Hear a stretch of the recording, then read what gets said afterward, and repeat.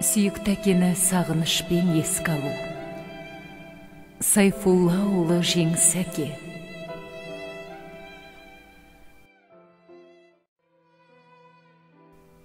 Әкелердің бөлек екен тұлғасы, анамыздың жанашыры, сырласы.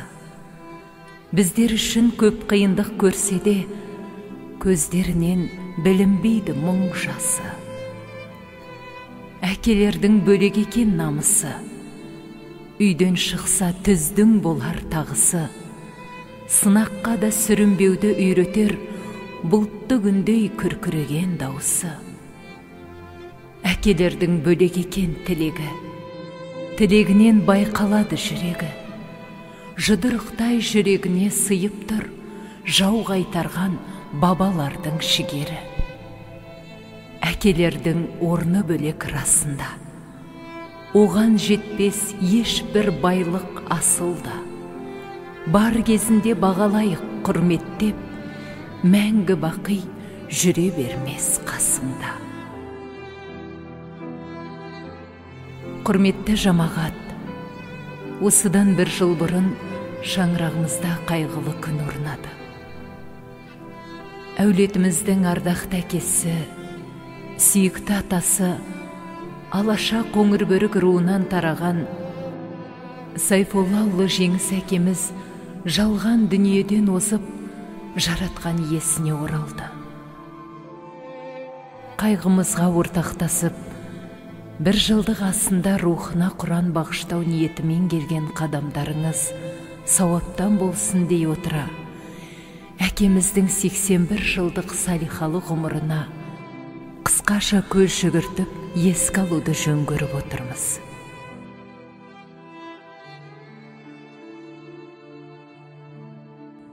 Ардақты әке 1941 жылы маусым айының 10 жұлдызында Атырау облысы Құрманғазы ауданы Махаш ұжымына қарасты Көк Арна атты елді мекенде әкесі Сегізбай ұлы Сайфулла мен анасы Ілиясова Жібектің көп балалы отбасында 4-ші перзенті болып дүниеге келді.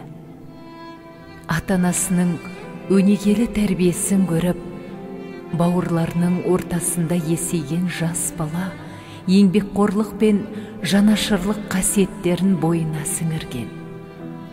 1949 жылы Алға ауылындағы Карл Маркс атындағы мектебінің табалдырығын аттаған. 1952 жылы отбасы Гурьев қаласына қоныс аударып, оқуын Антон Павлович Чехов атындағы орта мектебінде жалғастырған. Орта білімін 1959 жылы тәмамдап, 3 айлық дәнекер курсын оқып, сол саланың маманы атанды. Ер жігіттің елі, отан алдындағы міндеті әрине әскери борышын өтеу. 1963 жылы Совет одағы әскері қатарына шақырылып, Свердловск, Пермь қаласында 1965 жылға дейін борышын абыроймен атқарған. Әскерден орала сала, жас жігіт еңбек етуге кірісіп, талай жылдар қалалық тұрғын үй коммуналдық шаруашылығында, одан кейін көлік басқармасының жолаушылар көлігі мен автокөлік жолдары бөлімінде еңбек етті. Жылдар өте Қазсельхозтехника, Атырау жылу электр орталығы атты мекемелерде жұмыс істеп, ұжымына сыйлы болған. Отбасында 4-ші перзенті болса да, бауырлары үшін жауапкершіліктің мойнына жүктелгенін сезініп, табиғатымен жанашыр, қамқор аға, туған туыс бауырларынан көмегін аямай, отбасының ұйытқысы болған. Әр бауырының білім алып, үлкен өмірге нық қадам басуына барын салған жас әке, өз отбасын құру мәселесін біраз жылдарға шегеріп, кеш отау құрды. Отбасымызға тоқталатын болсақ, 1981 жылы Алланың қалауымен Қамбар қызы Ғайни Жамал анамызбен шаңырақ көтеріп, 41 жыл тату тәтті ғұмыр кешті. Дүниеге тұңғыш қызын Айымгүлді, артынан Гүлфариза мен кенже ұлын Өтегенді әкелген атана балаларын қанаттыға қақтырмай, тұмсықтыға шоқтырмай мәпелеп қатарға қосты.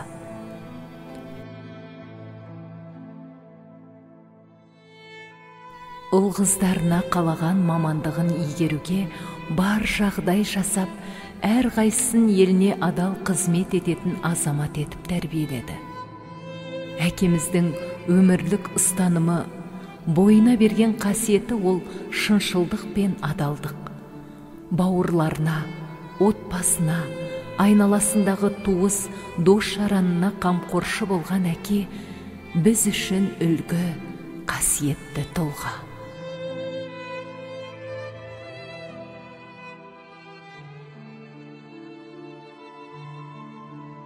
Қыздарын батасымен қияға шырып, құда жекжатпен үлкен бір сыйластықта болып, күйеу балаларын туған балаларынан кем көрмеген еді.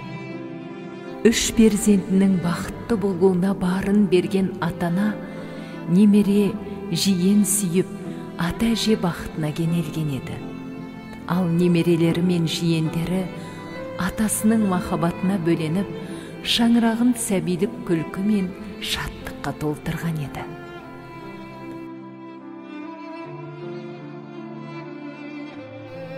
Осындай бақытты күндер таусылмастай сезімде болған әулет үшін әкенің сырқаты жанға батты. Қиын сәттерде аяулы жары, бауырлары, балалары қасынан табылып, қолдау көрсетіп, қажет ем шарасын жасап еді.